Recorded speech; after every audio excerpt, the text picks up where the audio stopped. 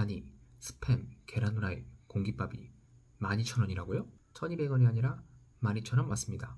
요즘 같은 고물가 시대에 이렇게 팔아도 이상하지는 않을 것 같네요.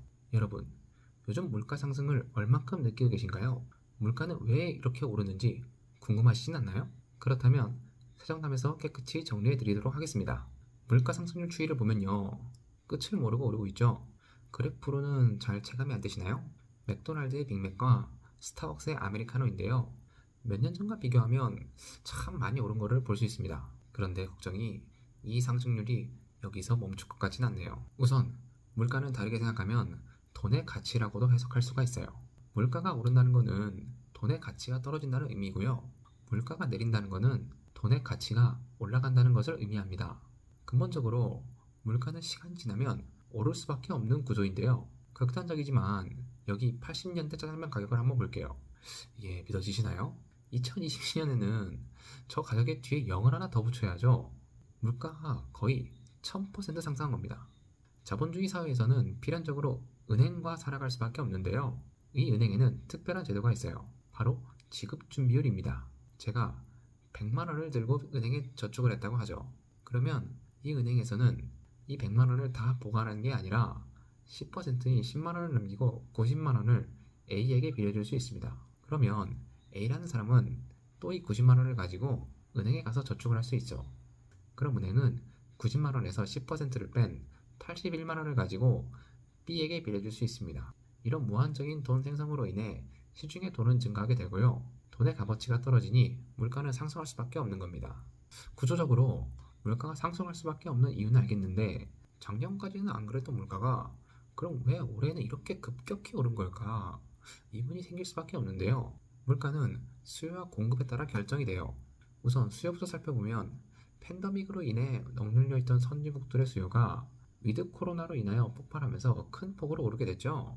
그럼 그만큼 공급이 따라가줘야 하는데 싼 노동력과 세계의 공장 역할을 해주는 개발도상국들의 코로나 상황은 아직 완전히 해결이 되지 않았어요. 저렴한 물건이 공급이 되지 않으니 수요와 공급에서 불균형이 생기고 물가는 올랐죠.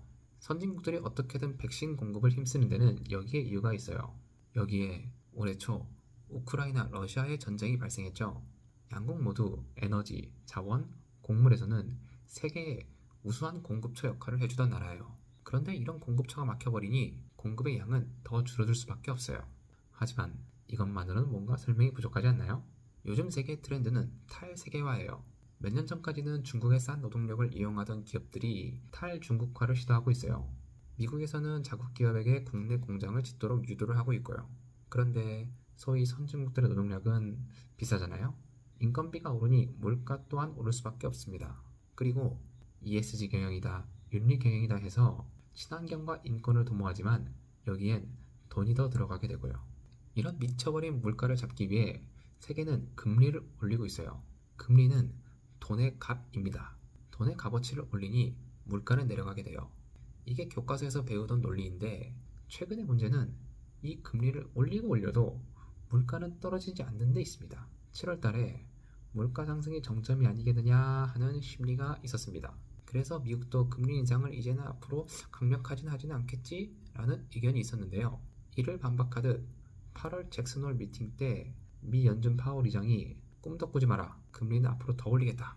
라고 단호하게 언급했습니다. 9월 21일에 미 연준 회의가 있는데 여기에서 또 금리를 얼마나 올릴까 싶네요. 현재 전문가들은 자이언트 스텝 또는 울트라 스텝을 예상하고 있습니다. 금리 상승으로 인한 경기 침체가 우려되고 현실화되고 있지만 중앙은행에선 경기를 박살내더라도 물가 안정이 최우선이라는 스탠스를 취하고 있어요. 여기 아르헨티나의 금리가 보이시나요? 무려 75%입니다. 어디 마트의 할인율 아니고요. 금리 맞습니다. 폭등하는 물가를 잡기 위해서 금리를 이렇게 올린 건데요. 아르헨티나에서는 월급날 모든 돈을 다 쓰는 게 이득이라고 말합니다. 사실상 경제가 무너진 상황에서도 어떻게든 살려보고자 금리를 이렇게 올리고 있죠. 정말 물가를 잡기 위해서는 금리 인상밖에 답이 없을까요? 관세 면제, 곡물 추가 수입 등 정부 대책이 안정화에 도움을 낼 수는 있겠지만 세계적인 공급 확대와 전쟁이 해소되지 않는 한 금리 인상 외에는 딱히 방법이 없어 보이네요. 미 연준에 따르면 내년까지는 금리 인상을 유지할 예정이라고 하네요. 그럼 그 전까지는 물가 상승이 지속된다는 걸까요? 예측만 할 뿐 도사님이 아닌 이상 그 누구도 알 수는 없습니다. 물가 상승이 언제 끝날지 모른다는 심리에 요즘 유행하는 게 무지출 챌린지인데요. 집 반찬을 사와서 점심을 해결한다든지 커피도 사 먹지 않고 회사에 있는 커피 믹스로 마시고 있죠. 무지출을 한다는 건 소비를 안 한다는 의미인데 그럼 기업들은 투자를 하지 않고 경기 침체로 빠질 수밖에 없는 길입니다. 전략은 좋지만 단기적으로 봤을 때 이 무지출 챌린지가 과연 좋은 걸까요? 물가 상승도 언젠간 끝나겠죠. 100% 장담은 아니지만 앞으로 어떻게 될지 과거의 사례를 모아 예측은 할 수 있습니다. 지금의 경기 흐름은 70년대 석유 파동과 비슷한데요. 당시 폭등하는 물가를 잡기 위해서 금리를 올렸습니다. 그 결과 80년대 극심한 경기 침체가 일어났죠. 올해도 힘들지만 내년엔 더 힘든 경제 상황이 될 것 같습니다. 걱정이 앞서는 요즘이네요. 오늘의 정리는 여기까지고요. 지금까지 세정남이었습니다.